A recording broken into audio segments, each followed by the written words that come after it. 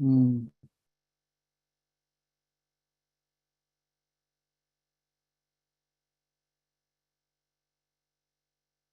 Scary.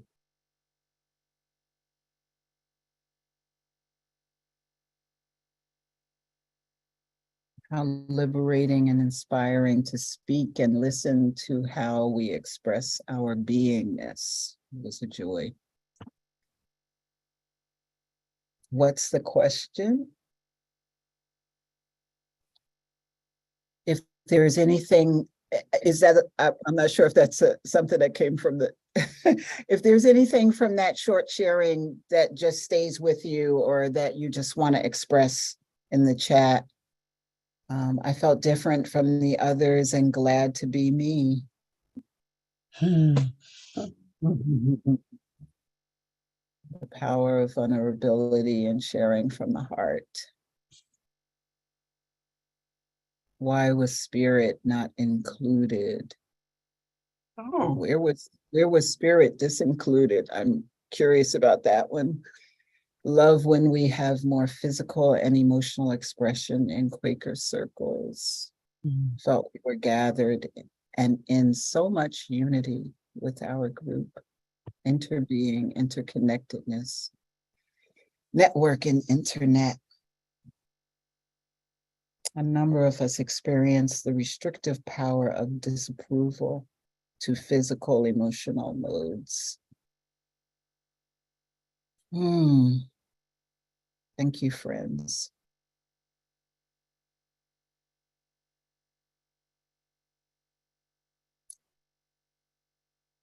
So this short share time was just to stir the pot. I hope that stirring the pot, my intention in stirring the pot in this way is to focus our consciousness a bit around the whole of who you are and who we are.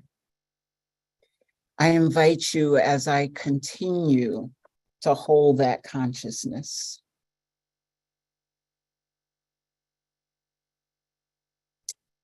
I believe that as a society, if we are to be whole, if we are to be in integrity, we must address ways of being that are based in separation and domination.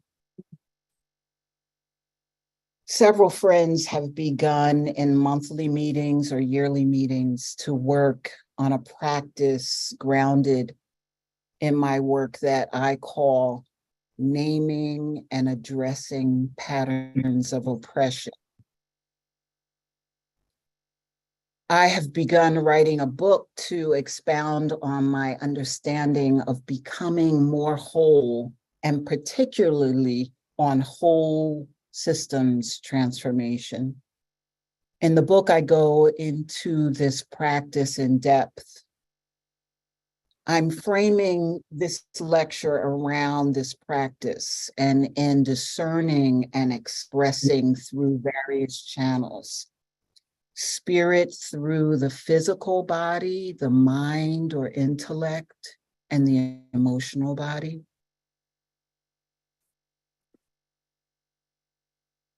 And naming and addressing patterns of oppression. We will look at what I call 4 capacities of naming and addressing patterns of oppression. Think of these patterns as the building blocks of domination or the building blocks of culture based in the lie of separation. These building blocks are recurring phenomena. That is why we simply call them patterns. Eliminating these patterns allows for the greater possibility of living integrity. I want to say that again. Eliminating patterns of oppression, patterns based in separation and domination. Eliminating them allows for the greater possibility of living integrity. Eliminating these patterns clears pathways toward liberation. Auditory pathways, intellectual pathways, sensual pathways, creative pathways, on and on, on and on.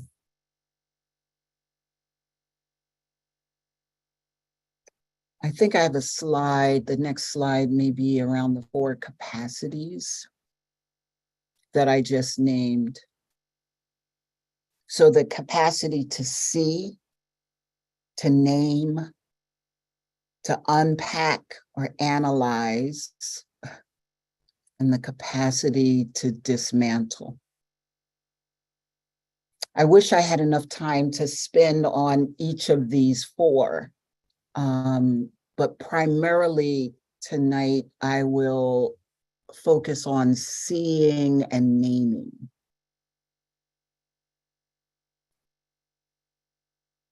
Seeing, I think the next slide, seeing, the first capacity required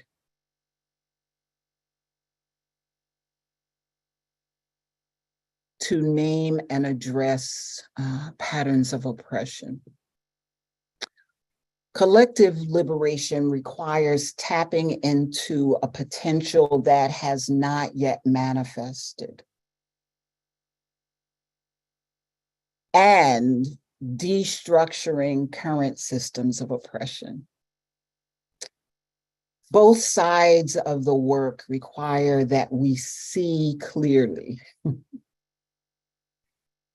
And it is a practice to increase our capacity to see. Remembering, forgetting, recognizing, disacknowledging are all states involved in our living integrity. These conditions seemingly come out of nowhere. When we're not paying attention, they seem to come out of nowhere to weave intricate patterns that make it terribly challenging to delineate the source of blockages or to find the levers that might offer release. So I'm going to invite you to bring to your consciousness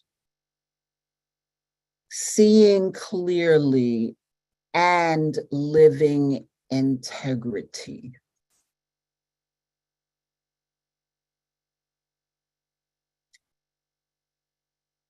Just bring to your consciousness as if you were going to do a free write on, like, what is the connection between seeing clearly and living integrity?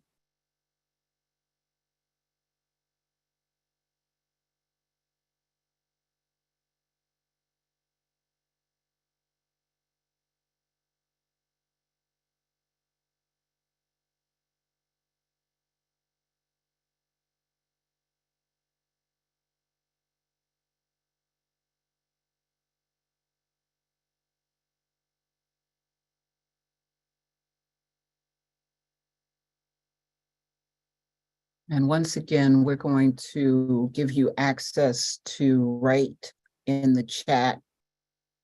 If for some reason you're not able to write in the chat, I would only in that case would I invite you to unmute and speak what comes up for you when you make a connection between seeing clearly and living integrity.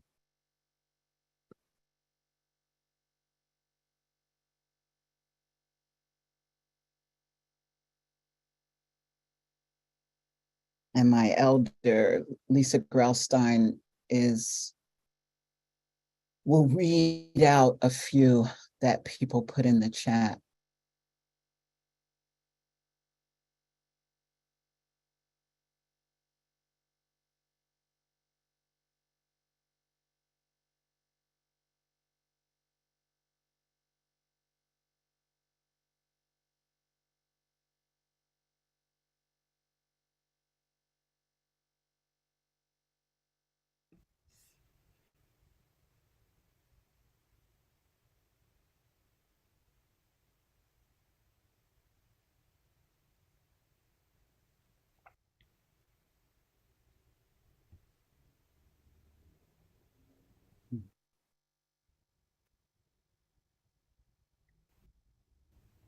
Mm. Wow.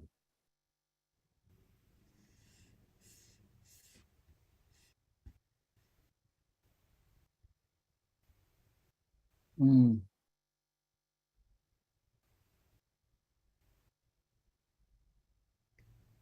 Slowing down to be wholly there, Mm. seeing clearly, not pulling back from the reality that may be hard to face. If I see clearly, then I am in a position to be choiceful, to choose a path of integrity as opposed to being reactive, acting on unconscious beliefs. I can make conscious choice when I see clearly. A thrumming in my solar plexus and a sense of wholesomeness in my heart center and a sense of clarity in inner vision. Mm. Mm. Meeting the ultimate reality through personal and collective epiphany.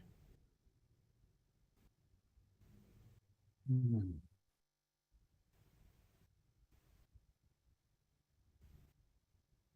I cannot act in integrity if I believe I'm seeing what my insecurities and fears project onto others, excuse me. Mhm. Mhm. Mhm.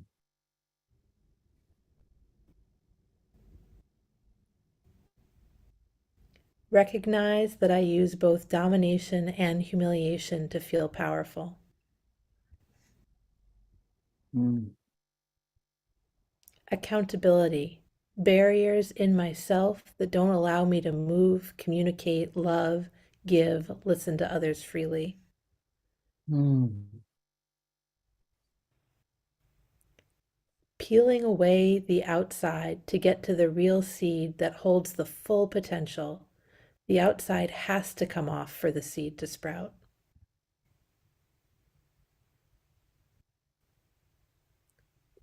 Weaving a liberation. Denial is Mhm. required to not see what's there. Denial is the opposite of integrity. What appears not to Mhm. exist cannot be integrated. Mm. Mm. Mm. Mm. Mm. Mm. Mm. Mm.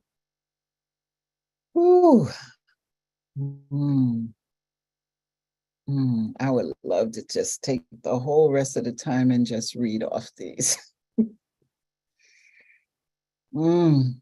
When we make a commitment to see, we initiate a courageous practice. The practice of seeing evokes letting go of fear. And there's some folks that spoke to that in there. There was some of those that touched my solar plexus. Note that I did not say that it requires that we have no fear or that we must be fearless. It is instead the letting go and acknowledgement of fear that opens significant pathways. Further down that path, we might uncover the origin and discover nuggets of truth that are often hiding right behind the fear. We might even discover and be able to share stories of the great unknown.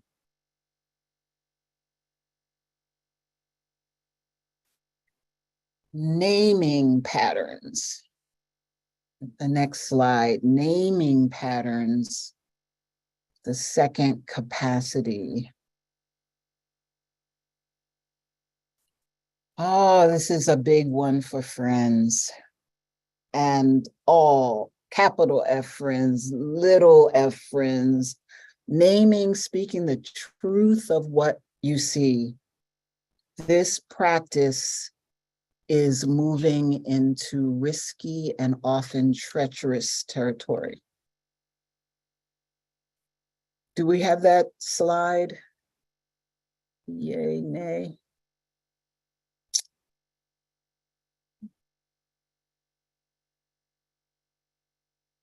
That second capacity. Even in cases where the risk is quite insignificant, there is conditioning all around us. Conditioning that would discourage speaking the truth of what one sees.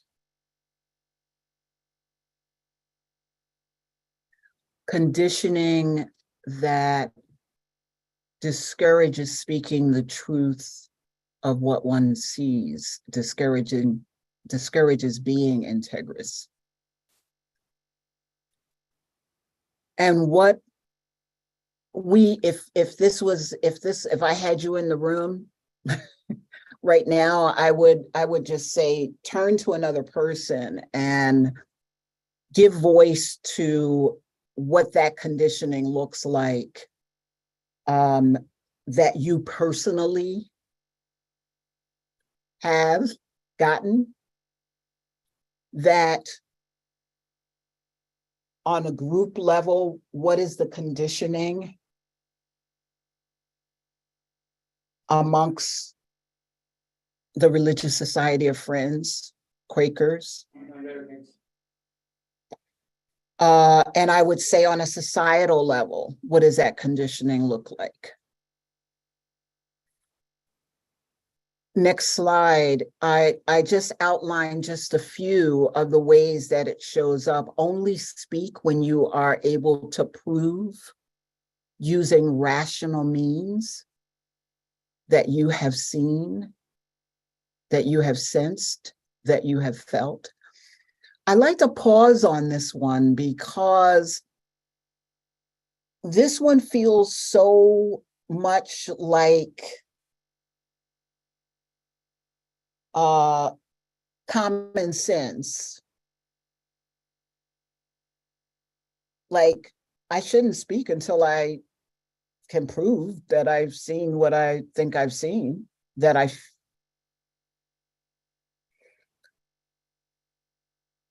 but I'd love for you to pause for a moment and think about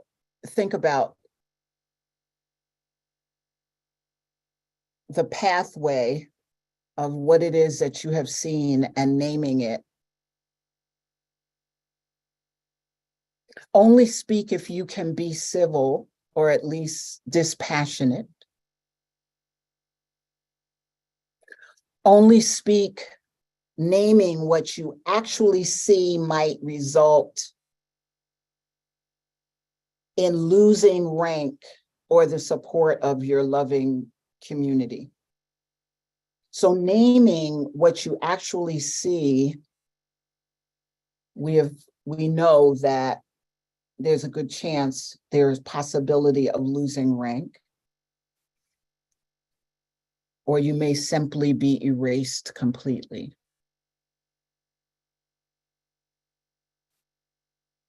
These examples may seem like they're on the far end.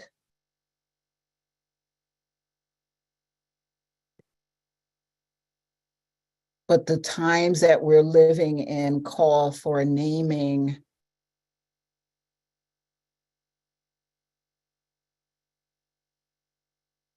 what? When it comes to exposing patterns of behavior or policies or procedures or practices that uphold systems of domination, the tendency is to hide behind a belief that folks will be unable to handle what is on the other side of the veil. Members of dominator groups, those who benefit most from the maintenance of a system of oppression, often raise the argument that in naming the patterns, unity will be destroyed. In the eyes of those guardians of the status quo, you, the namer, are destroying. And as a destroyer, you must be stopped. We hear things like, things were working just fine, or sure, we have issues to be addressed, but overall, everyone here feels appreciated and included. or we're spending so much time talking about differences, but why not emphasize our commonalities and build from there? There is an attachment to an illusion of unity or of wellness, and there is often hell to be paid for disrupting that illusion. The resistance to naming patterns show up as well in historically oppressed groups, where dominator groups guard the status quo for fear of losing their position of power over. Members of oppressed groups fear retribution and loss of what they've gained within the system. They may have mastered the game and can take on the role of vigilant guardian of the status quo. Yeah, we all know he's naked, but at least we know where we stand with this naked emperor.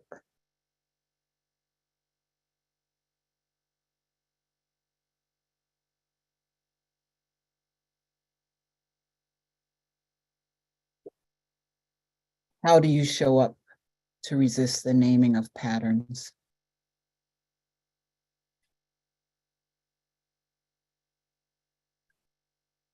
Unpacking and dismantling patterns.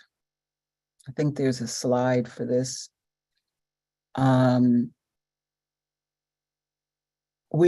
Like I said, we won't have time to spend much on these two, but I want to at least touch on them. For the practices of unpacking and analyzing and ultimately dismantling patterns of oppression calls for access to heart, to rigorous intellectual engagement, and definitely our bodies, our physical bodies. These practices rely heavily on the gift of discernment. Our society pays little attention to developing these inner skills. Traditional schooling, as well as spiritual communities, refer almost entirely to outer resources, experts, written documentation, or doctrine. In preparing this lecture, there's a little voice that says, well, you haven't quoted anyone. You haven't referenced any books or experts. So what makes it legitimate? Going within and tasting, going within and feeling, touching, hearing, noticing what is right before us, natural capacities that we've allowed to atrophy. What I want to be up to is holding space for reconnecting, for remembering.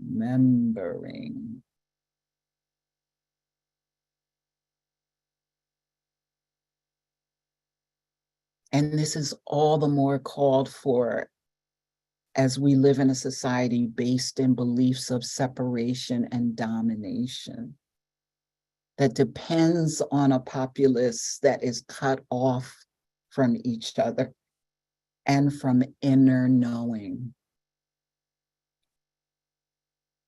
Practices that cultivate inner knowing, that point toward the guide within, practices that assist us in seeing, naming, understanding, and more fully expressing the divine within each and every living being. These are practices which I believe Quakers are here to contribute to our human family. But are we practicing within this calling? Are we truly honoring this gift?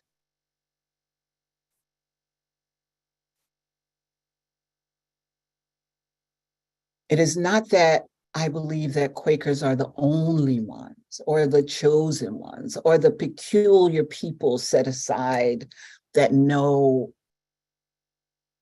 these inner development practices.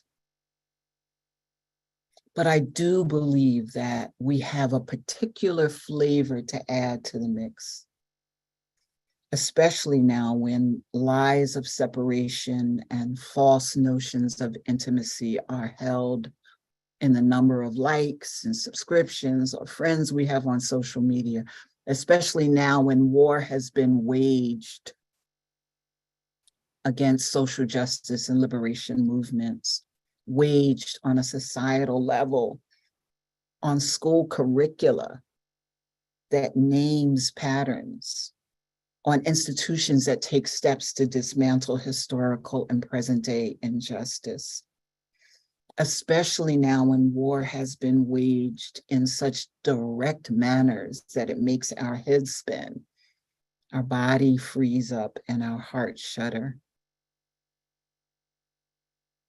Listening,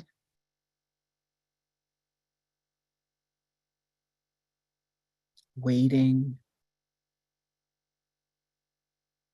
recognizing, and being moved to testify, to express moment by moment what is coming through. And holding with faith that spirit speaks, that truth is discernible.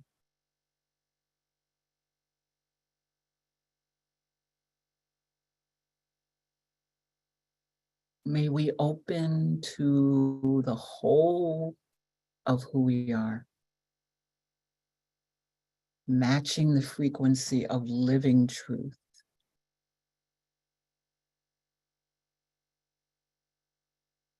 Living up to the light that we have, momently, that more shall be granted. May we be integrity.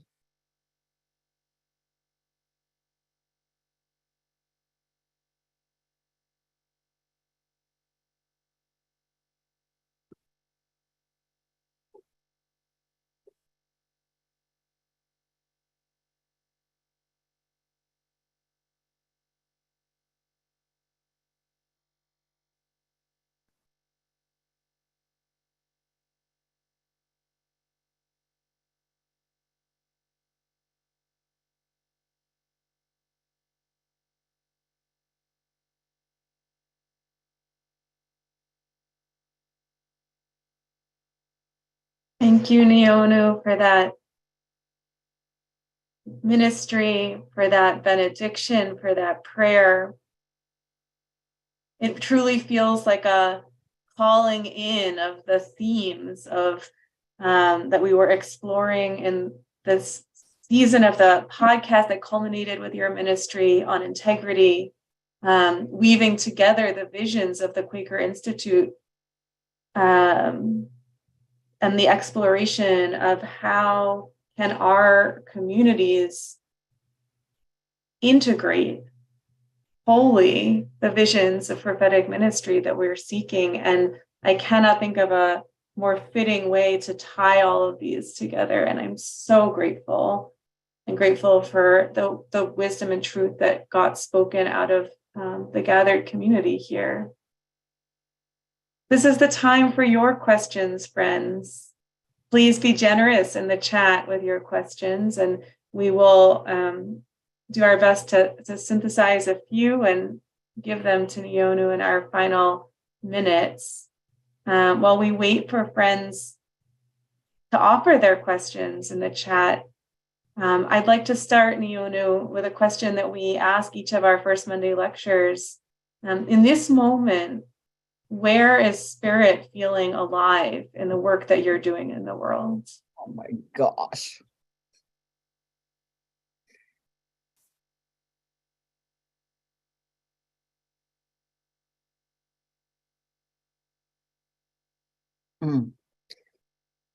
I was saying to someone just today as I was driving up to Connecticut to do a session earlier today. And what I was saying is, oh yeah, I was talking to Bill. I was saying,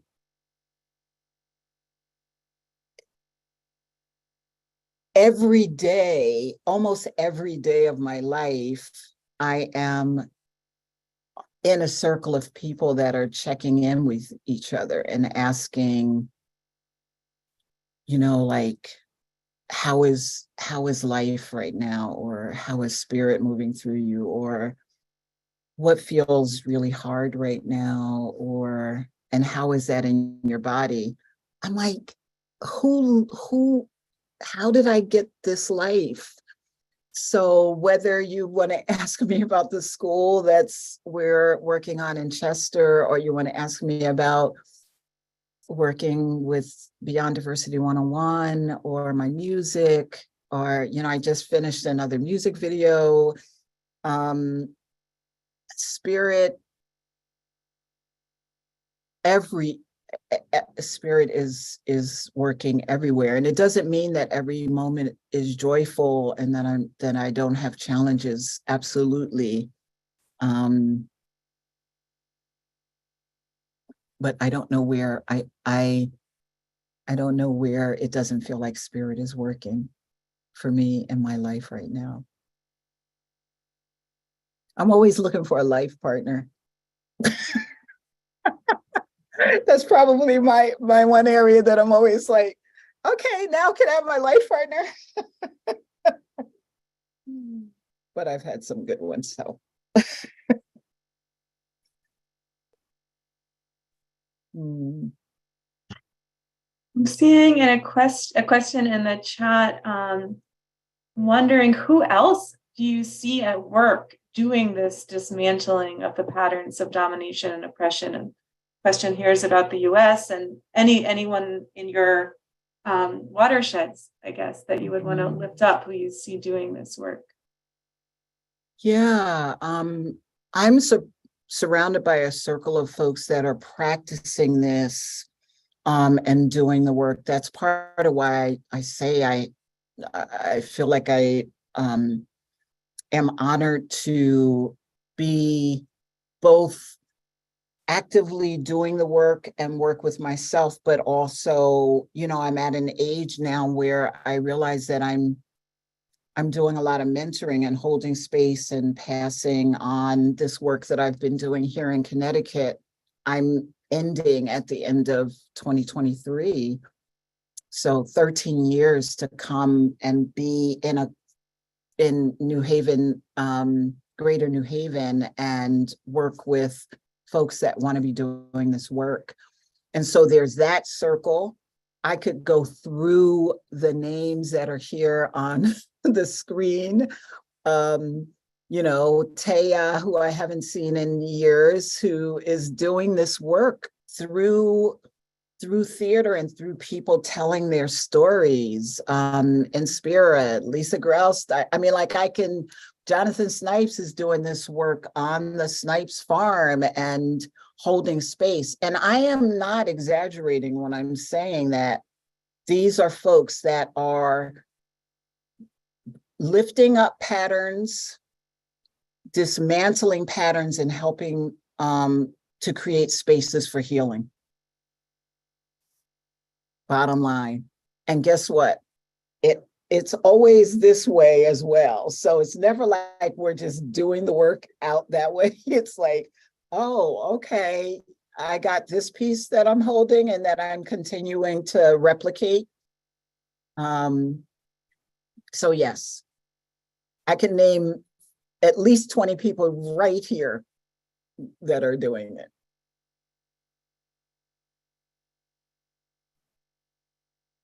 And you talk about the seduction of not seeing in our society, and how you have chosen and keep choosing to do all 4 steps of dismantling. What keeps you grounded in your integrity? Mm-hmm. Mm-hmm. Yeah, I have this song. I have this song that I wrote called Road Mirrors. And it says, the road keeps sending up the next mirror, showing me my insides. The road keeps sending up the next mirror, showing me the truth. And that is it. I'm 67 and the road is still sending up those mirrors. So that is a lot of that seduction not to see is, oh my God, it's why talking about a revolution signs. I mean, I don't know. I've only lived one lifetime that I remember. And all I can say is the commitment to illusion and speaking, I could give examples and I'm sure you could too. And there are people on this call that are older than me. So maybe you've seen a time that was more filled with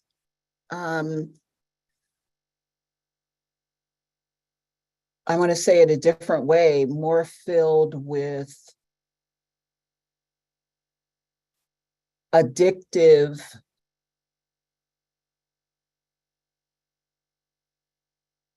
not seeing.